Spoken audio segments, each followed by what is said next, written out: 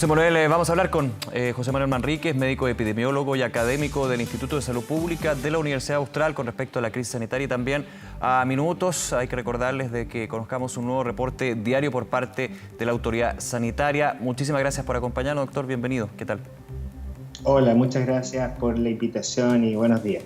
A ver, el día de ayer se dieron datos que son súper preocupantes. El ministro Mañalich señalaba, esta es una tendencia, desgraciadamente no es una anormalidad, que podría haber sido una buena noticia dentro del número de fallecidos que aumenta y también de nuevos casos y la proyección que es bastante sombría para los próximos días y semanas. Estamos a puertas también de tener nueva información con respecto a medidas restrictivas. ¿Cuál es la evaluación que hace usted con respecto a esta tendencia que sigue al alza, que puede ser exponencialmente más alta y que, como decía el ministro Mañalich, es algo que se esperaba? Bueno, primero que todo hay que decir que la verdad es que esperábamos que el número de casos diarios aumentara. Hay que volver a decir y hay que recordar que se sabe que el promedio de días previo a la aparición de los síntomas de la enfermedad por coronavirus es de aproximadamente 5 a 7 días. Por lo tanto, los casos que estamos presentando hoy día son casos de infecciones que se produjeron en principio la semana pasada. Ya las medidas restrictivas que la autoridad partió tomando el fin de semana, la mayor restricción, ¿no es cierto?, de circulación y de confinamiento podrían tener algún impacto probablemente entre el próximo fin de semana y la semana siguiente. Ya si efectivamente las medidas son correctas, a partir de la próxima semana y la semana subsiguiente deberíamos tener una estabilización en el número de casos. Así que me parece que no es extraño que con las medidas que se habían tomado anteriormente, en el cual habían cuarentenas que eran dinámicas, que dependían del número de casos diarios, y en muchos casos se recomendaba que efectivamente se produjera una restricción mayor de la circulación, en el fondo tengamos un poco el número de casos que hoy día estamos teniendo.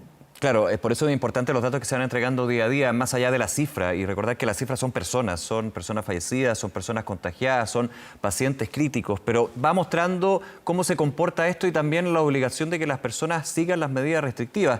Ahora, dentro de este criterio, de este contexto, que es distinto al de un mes anterior, lógico, podríamos decir que ya las cuarentenas, estas parciales, graduales, de alguna manera tienen que quedar en un segundo plano y insistir con estas mega cuarentenas como se ha hecho en la región metropolitana.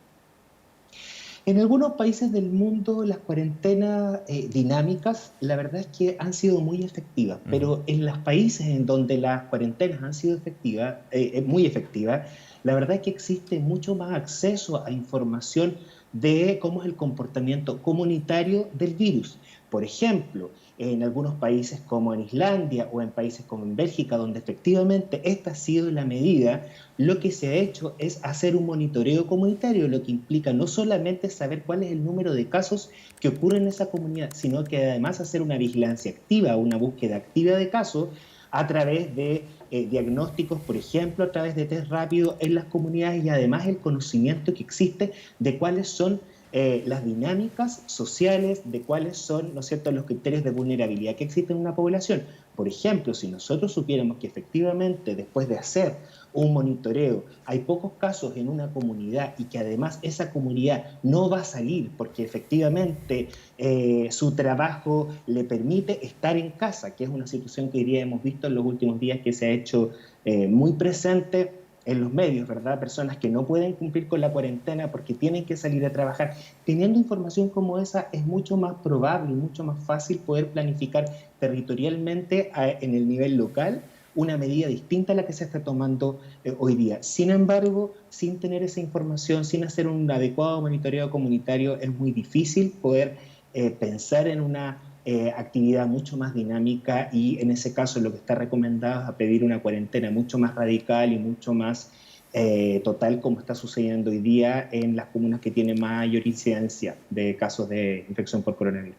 Doctor, y hay que recordar en esta conversación cuál es el objetivo finalmente de estas cuarentenas, de estas medidas de restricción, de ir aplanando, como en algún minuto se decía, la curva, bajando la tendencia de nuevos contagios. Con este desfase de 7, 14 días, es justamente la presión que se imprime ante un aumento considerable, importante de nuevos casos a la red hospitalaria y la situación de los nuevos casos que tienen síntomas, que pueden agravarse y terminar en una cama UCI.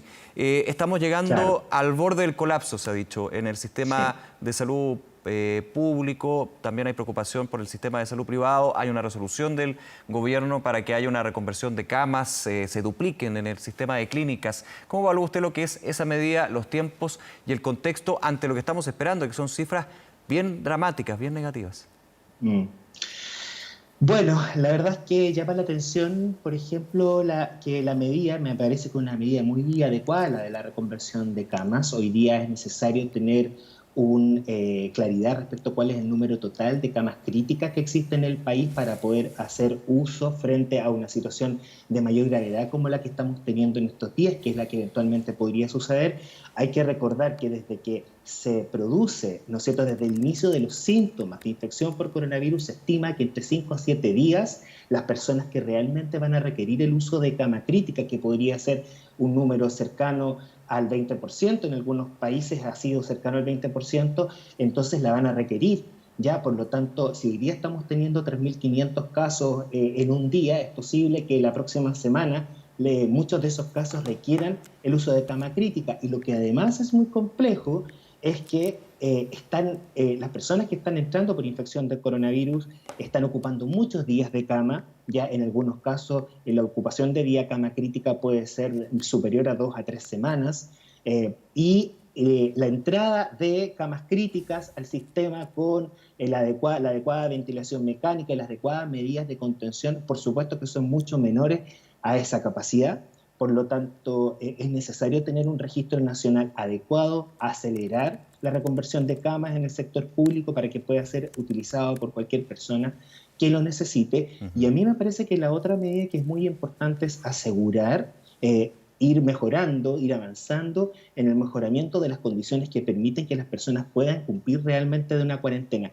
Fíjate, Nicolás, que cuando uno revisa la historia de las epidemias, no es primera vez que tenemos una epidemia, y yo te podría decir que en la epidemia de gripe española de 1920, lo que finalmente terminó reduciendo la cantidad de casos no solamente fue el aumento de la inmunidad después de la epidemia, sino que fue efectivamente la instauración de cuarentena. Lo mismo sucedió en 1957 con la influencia asiática, situación que por la demás nuestro país tuvo una de las situaciones más críticas del mundo. En esa epidemia se estima que murieron 20.000 personas y una vez que se instaló la cuarentena como medida, sin tener mucho más conocimiento, menos conocimiento que el que tenemos hoy día, efectivamente disminuyó el avance de la epidemia y por supuesto que eso produce la liberación del sistema de salud para quienes realmente lo necesitan.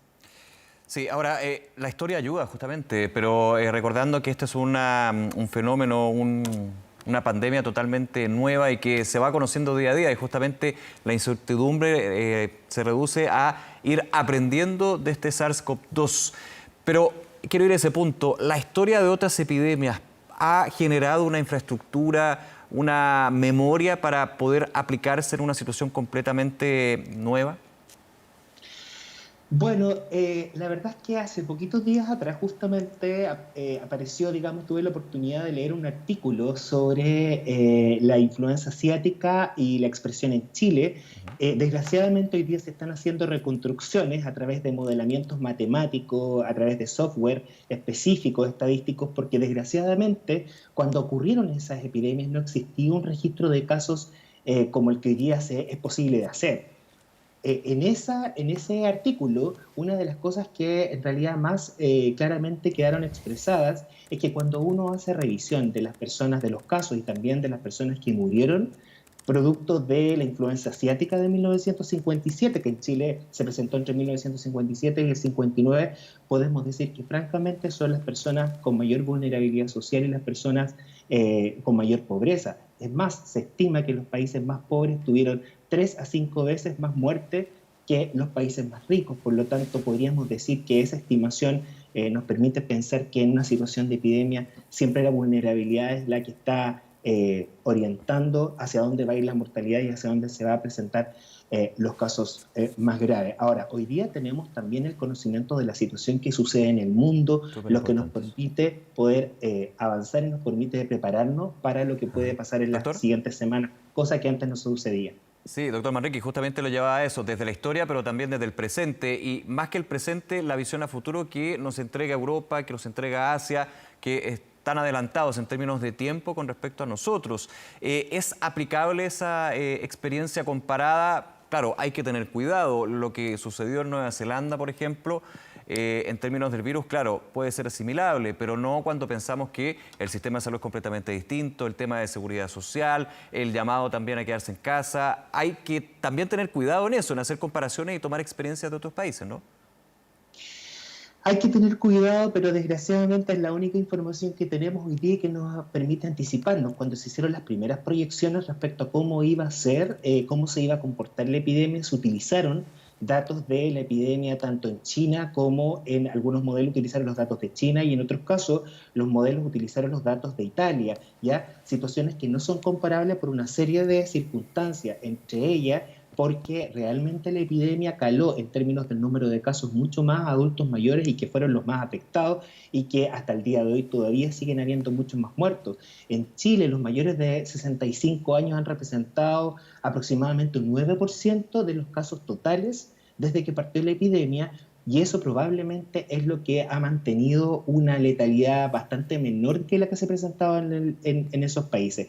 Sin embargo, hay que decir que todavía el 60-70% de la población que está siendo afectada son menores, ya menores de esa edad, y esos son realmente los grupos que hoy día están reservando, que son los reservorios del virus y Sí. que podrían transmitirse a los grupos más vulnerables. Se mantiene la idea también de que los más jóvenes son, nunca inmunes de todas maneras, pero que tienen una diferencia inmunológica distinta a los adultos mayores que son mucho más vulnerables al COVID-19 y por eso son vectores peligrosos porque no les pasa nada, la gran mayoría son asintomáticos, salvo casos donde han habido muertes de jóvenes por COVID-19. Le preocupa también este rango etario porque se ha dicho que muchas veces esa despreocupación por sentir solamente un resfriado genera un foco de contagio importante y un vector relevante en esta crisis sanitaria. Bueno, efectivamente, si nosotros miramos los datos que ha entregado la autoridad en los últimos días, podemos decir que desde que partió la epidemia, aproximadamente el 70% de los casos, ya 70-80% de los casos son personas que van en el rango de edad entre los 15 y los 65 años. Ya los niños son un número mucho menor, pero Sí. aparentemente en algunos casos hay alguna gravedad, ¿no es cierto?, en la expresión. Y en el caso de los mayores de 65, evidentemente son los grupos que presentan mayor mortalidad. Por lo tanto, la vigilancia activa, aumentar, ¿no es cierto?, el testeo en esos grupos, en los grupos que hoy día están siendo reservorios, que, insisto, son los adultos jóvenes y los adultos, tiene que ser mayor que el que se está realizando hoy día. A mí me parece que hoy día es inevitable pensar que hay que profundizar la búsqueda de casos en ese grupo y Claro. para eso el sistema de vigilancia que se utiliza tradicionalmente, que solo registrar a quienes llegan a un hospital, por ejemplo, no es lo más eficiente. Hay que hacer una búsqueda más activa de casos. Sí, lo ha dicho varias veces el ministro de Salud, que la estrategia es ir a buscar los casos positivos de PCR, ir a buscar el COVID-19. Y de hecho, recuerdo que hace un par de días el ministro Mañalich en este reporte diario señalaba que el Ministerio de Salud iba a recomendar a su consejo asesor la posibilidad de considerar que las personas que tuvieran contacto estrecho o síntomas que se tienen que hacer el PCR, que obviamente cuando el PCR da positivo uno dice efectivamente no es un caso sospechoso, es un caso de COVID-19, antes del PCR ya se consideraran como casos de COVID positivo en términos de la estrategia de el tiempo que puede demorar dar ese positivo. ¿Usted está de acuerdo con esa mirada? A mí me parece que todas las medidas que puedan aportar, ¿verdad?, a disminuir la cadena de transmisión deben ser consideradas. A mí me parece que realmente frente a la posibilidad de que colapsemos el sistema, no solamente el sistema de salud, sino que también el sistema de diagnóstico, Sí, tomar una claro. medida como, por ejemplo, generar un confinamiento o poder aislar a una persona antes de tener el tratamiento, me parece que es lo adecuado. Me parece que fue planteado en parte desde un principio, pero ahora se está profundizando y yo creo que esa medida va en la línea correcta para poder disminuir la cadena de transmisión. Ujú. Hay una mirada también sobre lo que fue esta cuarentena total en la región metropolitana. Vamos a tener más adelante, recordando este reporte diario donde podrían haber novedades, no solamente sobre eso, sino el balance y la situación de la red asistencial, doctor. Y aquí muchos se preguntan, ¿llegaron tarde las medidas de confinamiento más extremas, más amplias desde esta cuarentena dinámica a una cuarentena de fondo total a nivel regional? Bueno, a ver, las medidas que han ido adoptando los distintos países y las distintas autoridades están determinadas por muchas cosas. Sí. Yo creo que efectivamente no existe la evidencia completa para poder decir cuál es la mejor medida, cuál era la mejor o cuál era la peor.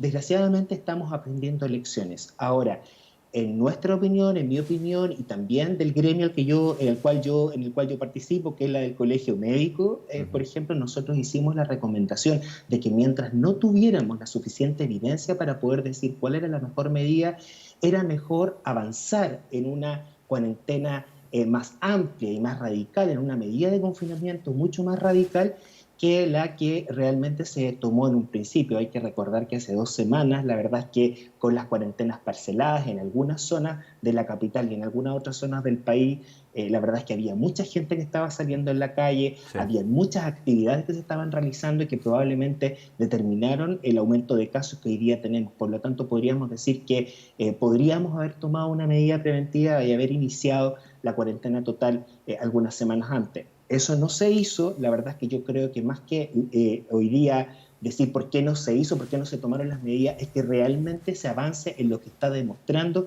que es efectivo para poder controlar el aumento de casos y que hoy día tiene que ver con la radicalización de los confinamientos y avanzar en cuarentenas totales, probablemente en más comunas y en más regiones del país.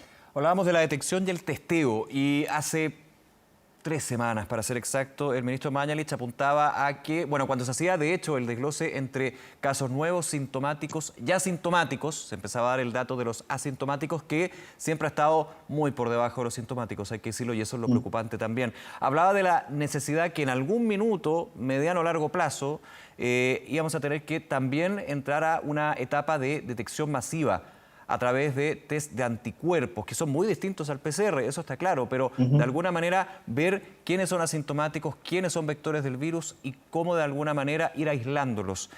Uno pensaría, Sí. estoy hablando de hace 3 semanas, un mes más o menos ese punto, que en la situación actual eso se posterga y se podría postergar bastante. Hay etapas que hay que cumplir en esta situación epidemiológica, ¿no? Claro, sí, o sea, hoy día lo que tenemos claro es que efectivamente hoy día tenemos que reducir, ¿no es cierto?, la transmisión a los grupos más vulnerables, dada la alta cantidad de casos que están apareciendo. Ahora, el uso de anticuerpos en algunos países se ha contemplado de manera muy precoz. Hay que decir que hoy día también las metodologías de testeo, ¿no es cierto?, si bien la reacción de polimerasa en cadena en tiempo real es el gol estándar que se utiliza en la mayoría de los países, en muchos se están utilizando testeos masivos para poder empezar, por ejemplo, a producir disminución de los confinamientos. Por Claro. ejemplo, en España se están haciendo hoy día testeos masivos ya que ha disminuido el número de casos para saber cómo es el comportamiento dentro de una comunidad para poder establecer ciertas aperturas, como por ejemplo a lugares que antes eran en los cuales se hacían actividades de rutina, como por ejemplo sucede con los gimnasios, considerando que también hoy día la salud física y la salud mental está afectando a muchas personas a propósito del confinamiento, o algunos espacios de encuentro, como podría ser algunos restaurantes, algunas cafeterías.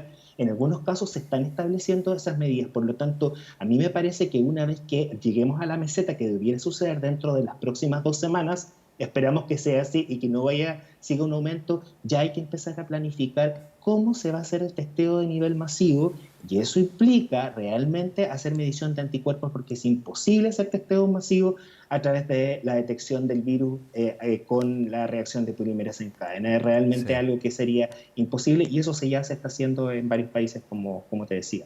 Vuelvo al test, pero el protagonista actualmente, que es el PCR, ha habido preocupación por la necesidad en algunos casos de limitar los test. Pasó con algunos municipios que denunciaban que se estaba limitando a 20 test por día cuando en realidad se hacían 100 al día. Y también un tema práctico. cuando se estaban terminando, no terminando, pero quedaban menos insumos de reactivos para realizar estos test PCR en una situación de pandemia donde la demanda de insumos médicos de ese tipo está siendo muy intensa, sigue hasta el día de hoy. Hay preocupación con respecto al testeo, que los PCR también en otro punto, y ahí termino mi pregunta un poco larga. Los tiempos, el ministro de Salud ha dicho que lo máximo que se ha detectado en el Ministerio de Salud es de 3 días de espera, pero con entrevistas con alcaldes, con personas también cercanas que han tenido que hacerse el test, 5, 6, hasta 8 días en algunos casos se ha tenido que dar. Bueno, eso, la determinación, ¿verdad?, del tiempo del diagnóstico, por supuesto que depende de la disponibilidad de reactivos.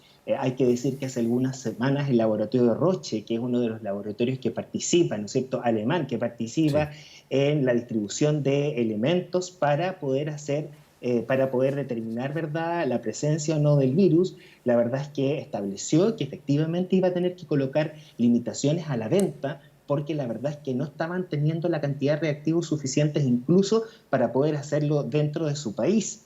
Por lo tanto, esta es una situación que puede complicarse en las próximas Ujú. semanas. Ahora, también tiene que ver con la capacidad instalada de los laboratorios. En un primer momento tuvimos una espera de 5 a 7 días, ¿verdad? Porque el Instituto de Salud Pública es el centro de referencia nacional por el Decreto Supremo 158 del Ministerio de Salud, ya que es el único centro que está autorizado, y por lo tanto tuvimos un enlentecimiento en el primer periodo que por supuesto que fue superándose en las semanas siguientes. Lo que hay que decir es que no podemos descansar.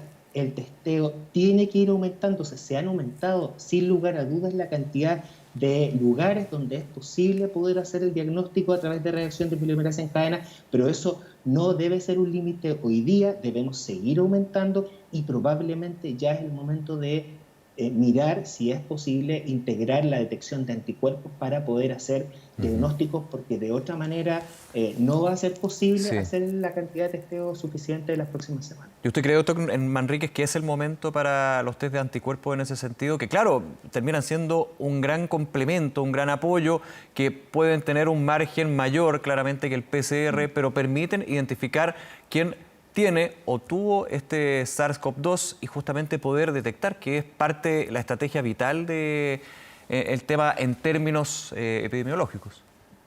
Bueno, esa es la gracia, tú bien lo dices. Con las personas que han estado en contacto, que por ejemplo son casos asintomáticos y tienen la inmunoglobulina G elevada, eso implica que son personas que ya tuvieron la infección y que probablemente podrían salir de la cuarentena. Y es más, como también lo dijo el ministro alguna vez, podrían ayudar efectivamente a disminuir la cadena de transmisión, y esas personas podrían empezar a ayudar al sistema a que efectivamente vaya avanzando.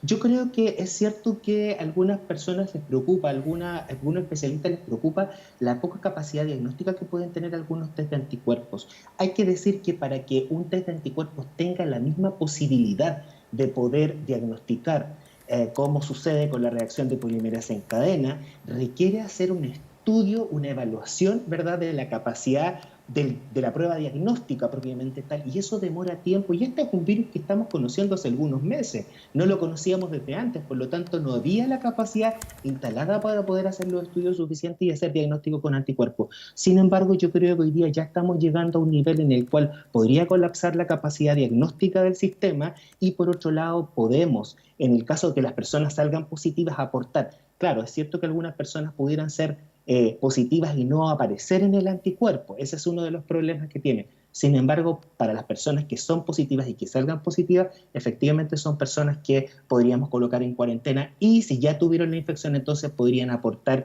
a otros grupos, como por ejemplo el caso de los adultos mayores, de los niños o personas en vulnerabilidad, en ir avanzando hacia un retorno de la normalidad en los próximos meses.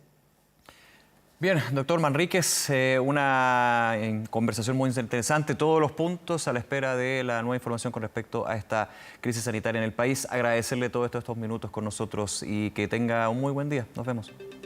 Muchas gracias. Hasta luego.